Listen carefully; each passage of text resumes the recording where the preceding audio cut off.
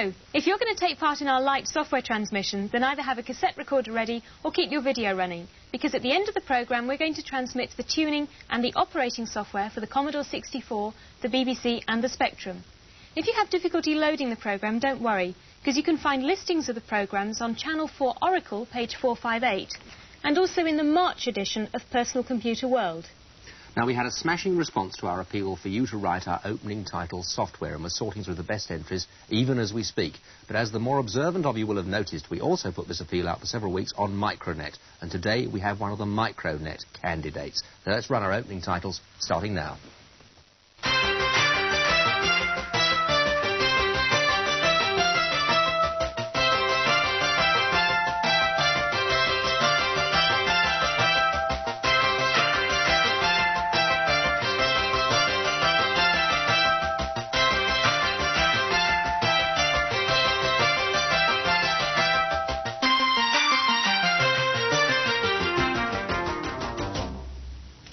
Nick, welcome. Now, you wrote the programme that did that. It was some superb graphics. Which language did you write the programme in? I wrote in BASIC. And how did you actually get all those things coming up on the screen? Well, I used print statements for the numbers, and then I had to poke the screen locations for when the 4 exploded. Right, that was when all the little funny bits came on the screen, was it? It was great. Now, the end bit I really liked, the bit where all the keys were going down. Was that difficult? It was quite difficult because I had to get the keys going down, then coming up again, and then I had to do all the other keys. And at the same time as little bits appearing on the screen, all the words. It was good. How many colours did you use in total in the programme? Well, it was 6. It was just the colours in the Channel 4. And how many did you have as a total choice? I had 121. So you had to limit yourself a bit. Yeah. I noticed you've written it on the Commodore Plus 4. They've just announced a price reduction, haven't they? How do you feel about that? Pretty awful. A bit missed, I'm sure. Well, thank you very much. Certainly some superb graphics. Thank you. Now, if you've got some software titles you'd like us to take a look at, the address to send them to is 4 Computer Buffs, Thames Television, 149 Tottenham Court Road, London W1P 9LL. Now, if you can remember where you put your ZX81, here's Dr. Mike Thorne to tell you what you can do with it.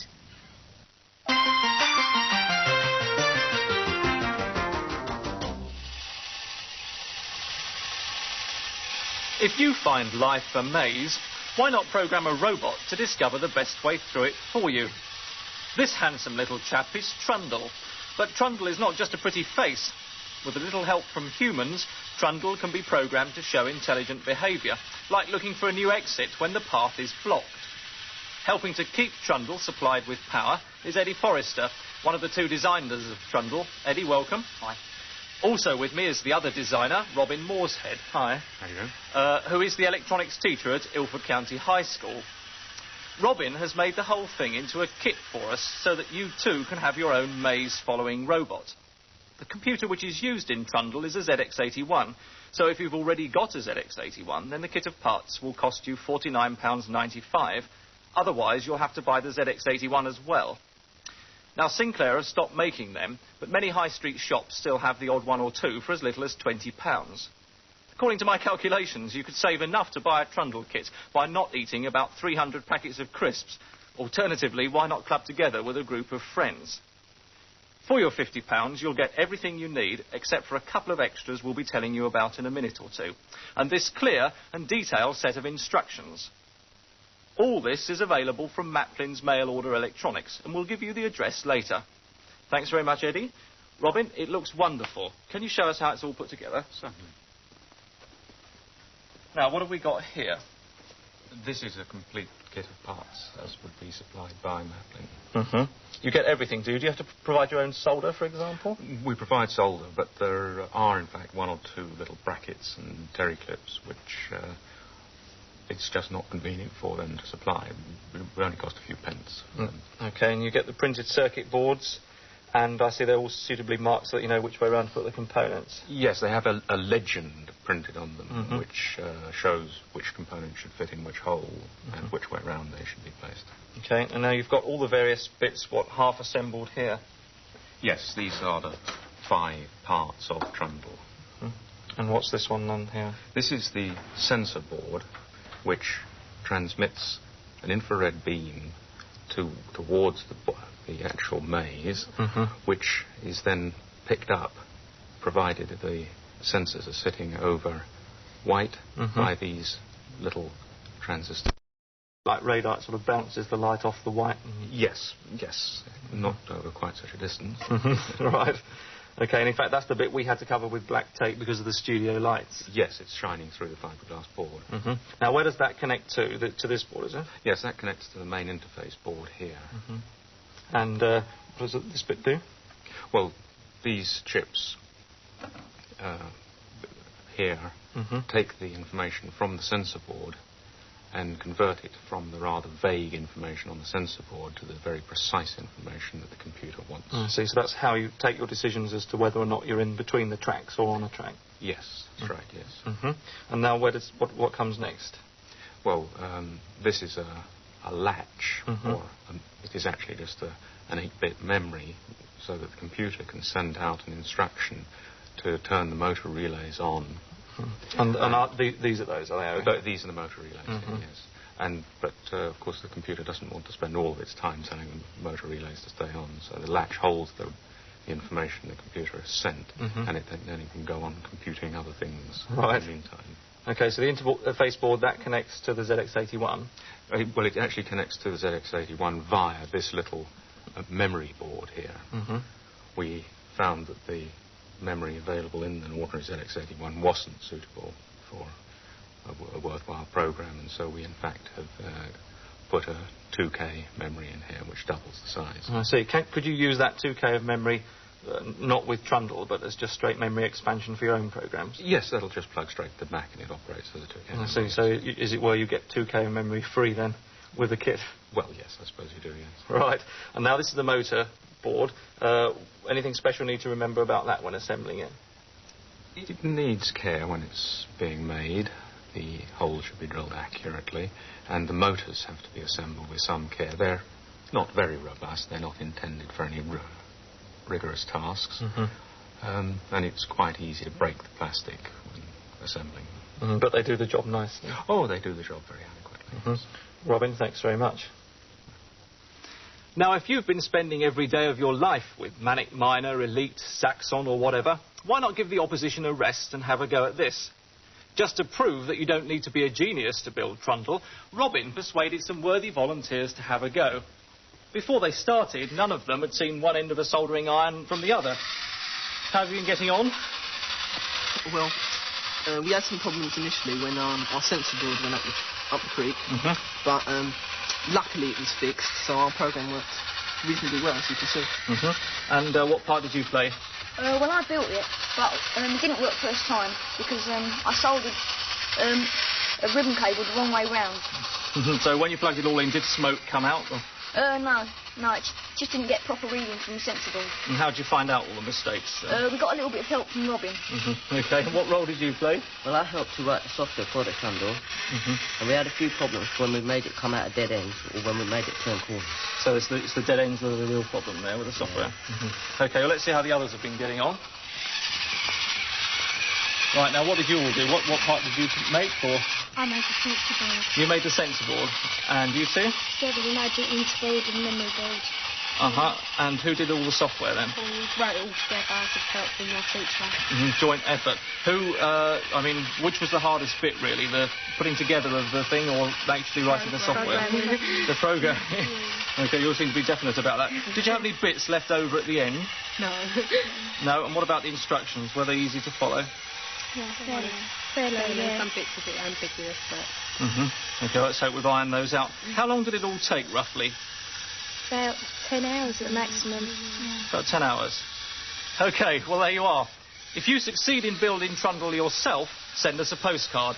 One day we want to have the grand Trundle event here in the studio, and yours could be chosen to take part.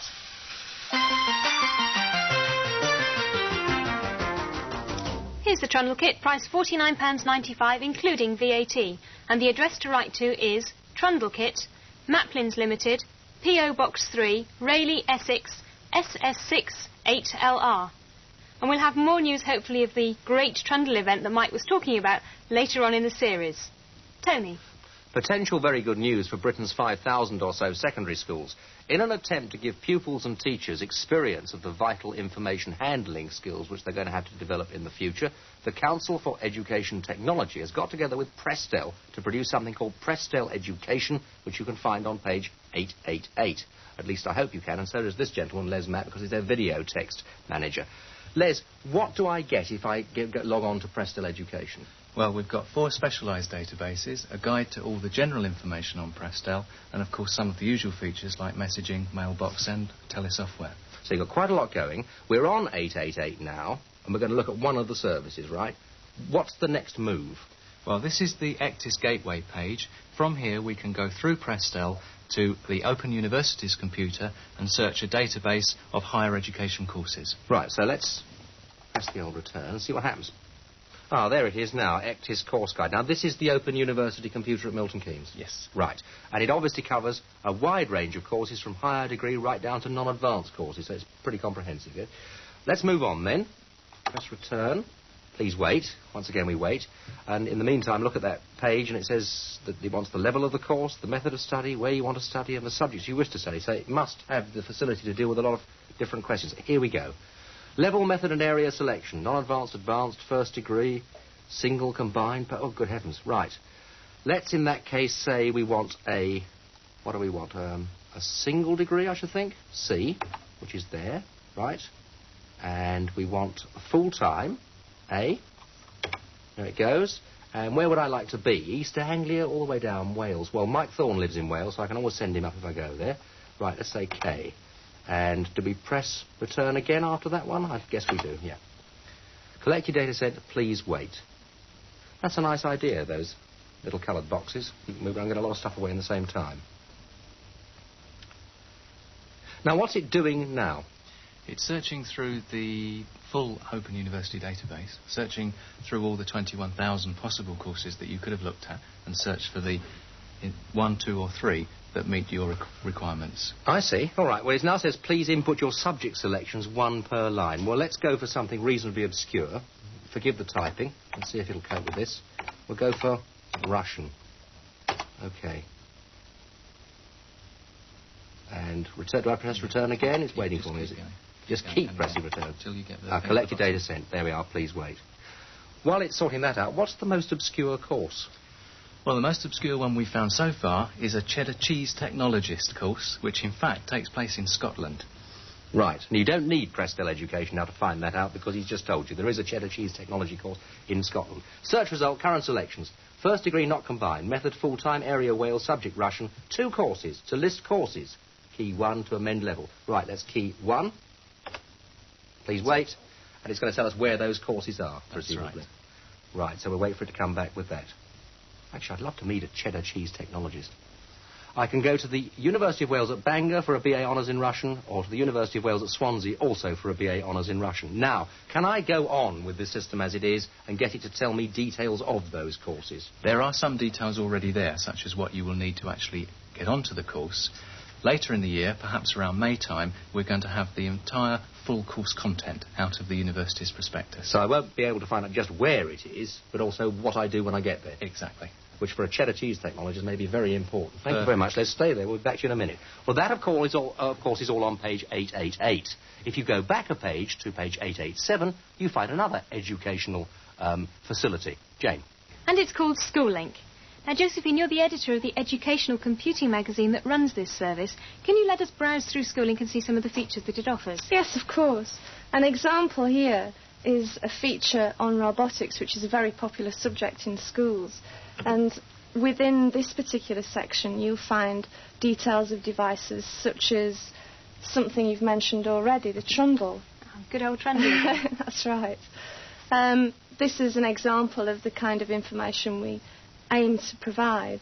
Another example are reviews, which... Now, are these reviews, in your opinion, more up-to-date than some of the reviews we may find in magazines? Oh, without a doubt. The lead times on magazines are such that you couldn't hope to publish material that was any more recent than 2 months old. With this service, we can put information up there within days. Right. An example here is something called the Knight's Adventure, and as you can see, just by a glance you can assess whether it's good, bad. So these items here are telling me whether I really ought to be looking at this particular piece of software or not. That's right. That's very good. And if you want further information, you just press for further details here. Is there anything on Schooling that you think is really different to anything Yes, I do. My favourite area is software file. There is so much educational software being released at the moment, it's very difficult to keep in touch with everything that's happening. This is something which we hope will solve that problem. For example, this programme aims to help diabetic children. It was only released a matter of days ago, and this is the first information anybody would see of it. Now, it would take somebody a very long period of time to find out this in That's right. magazine. They'd have to look through enormous amounts of information beforehand. And what about schools actually interchanging information? Anything along those lines? Well, the communications aspect is very important to schooling. For example, we've set up, as you can see here, a twinning project, and in this way we're hoping to encourage schools to communicate with each other, to share ideas, to develop joint projects perhaps. And of course those schools could be at completely opposite ends of the country. They can indeed. That's very, very good. You've obviously put an awful lot of effort into this. I hope it really succeeds for you, Josephine. Thank you. That's all very well, but at the end of the day we have to find out how much does it really cost. All right, Les. How much does it really cost? There's a $64 question, if it isn't more. There's a special schools tariff, which is £49 per quarter. And what do I get for my £49 a quarter if I've got a school? Well, the £49 a quarter gets you access to Prestel Education, which includes the items we've just seen, access to Prestel Microcomputing, which of course is where Micronet 800 is these days, and VFAX, of course, and access to the other 300,000 odd pages of general Prestel. Ah, but what about the price of the telephone calls? Well, the local telephone call you'll have to pick up, but there is in the £49 an allowance of 10 hours per quarter, free use during school hours. And school hours tend to be at peak time, so that's actually quite a good deal, isn't it? It's very good, yes. Right. Well, don't get too carried away, because even as his thing starts, there's another one on the horizon, which will obviously be a competitor. Times newspapers are launching their own schools and educational service very shortly, and we'll be reporting on that over the coming weeks. But now it's time for Modem Corner.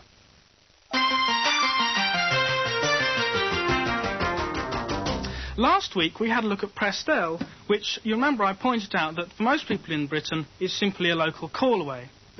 Now there are some very big databases in America which frankly put Prestel to shame. But of course it's going to be very expensive to get onto these if you dial direct. To get over this problem we can use a system called PSS, which I'll set dialing now. Now, PSS is what's called a digital network, and simply it allows computers to connect to each other over long distances fairly cheaply. In fact, it works out to be about 6 times less to go to the States using PSS than it does using the normal telephone system. So instead of you're paying £36 an hour, you'll only be paying £6 an hour. OK, now I think we're about to connect on here.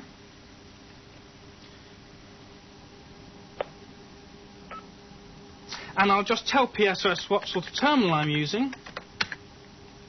Type in my ID. Now it's asking for the address of the system we want to use. Well, let's try and get onto CompuServe, which is a very popular database in the States. In fact, it's based in Columbus, Ohio. Its address is A93132. The 3132 plus com means that we've got through to the States OK. Now, we type in the host name of the system. It's in fact CIS, which stands for CompuServe Information Service. I type in my ID, which is 70037, 123, 1316, followed by my password, which of course I won't tell you, but it will be changed if you're looking over my shoulder after the programme. And here's the main menu of CompuServe. Next week we'll be taking a deeper look at CompuServe and having an online chat via CB. That's it for now. Over to Jane. Thanks, Ben. Now, Guy, what's the news this week? I've been mainly visiting exhibitions. That's what the news is about. Yesterday was the opening day of the trade show for the computer games industry. That's the LET show at Olympia 2. If this is a trade-only show, then perhaps they shouldn't run it when the schools are off for half-term. I know this is a young industry, but the number of dealers under 10 years old is obviously higher than I realised. It's also a gloomy industry. The talk wasn't much about the latest arcade marvels, but the question of how many software distributors and houses will go bust. It looks like being a few. I saw a rescue plan for one dying distributor. This one owes over £200,000, and the plan proposes that the programmers supply £50,000 worth of stock on credit in exchange for shares in the fading company.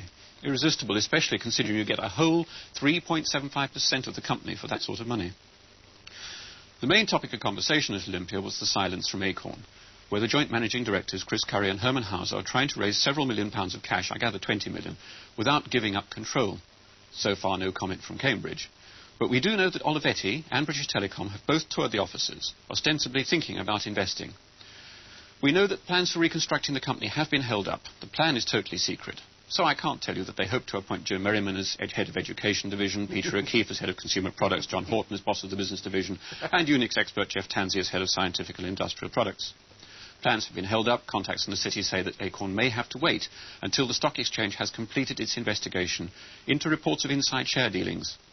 And the longer the delay, the worse the rumours get, and the harder it is for other small companies to raise the money they need, because the city is now losing faith in micros. It wasn't all misery at the show.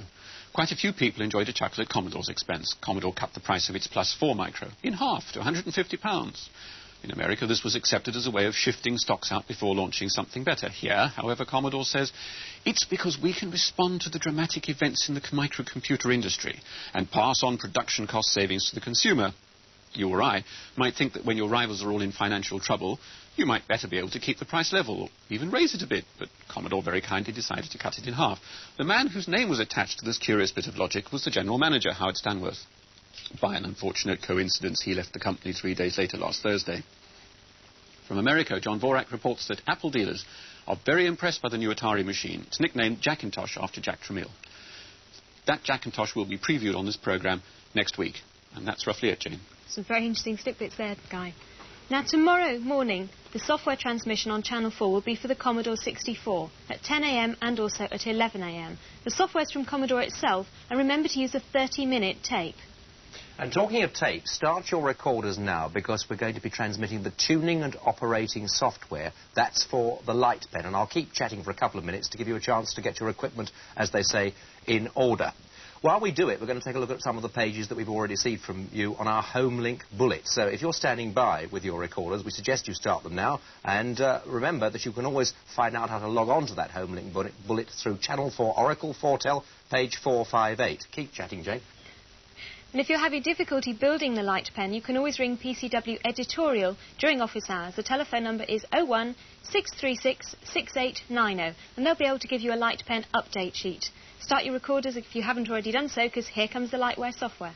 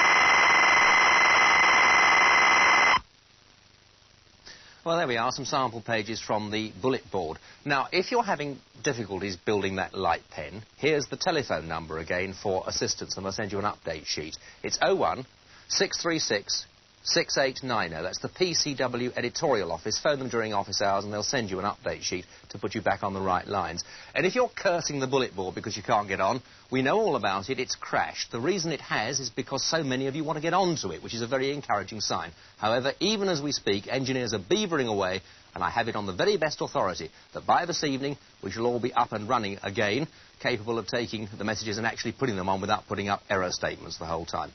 Anyway, we'll be back on the right lines with that. Keep your ideas going for our opening title software. Don't forget the free software transmission tomorrow morning on Channel 4. And until next week, from the 4 Computer Buffs team, it's goodbye.